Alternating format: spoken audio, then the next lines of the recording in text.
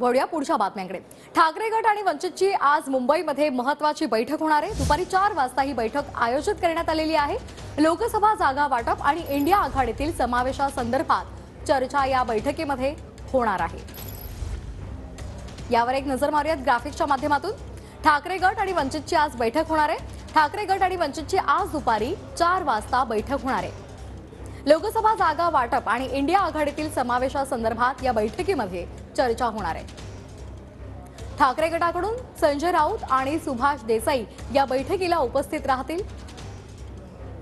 प्रकाश आंबेडकरांनी महाविकास आघाडीतील 4 पक्षांसाठी 12-12 जागांचा फॉर्म्युला मांडला होता।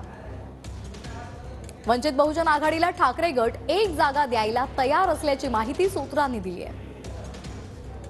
दक्षिण मध्य मुंबईच्या जागेसाठी वंचित बहुजन आघाडी आग्रही असल्याची सूत्रांची माहिती आहे।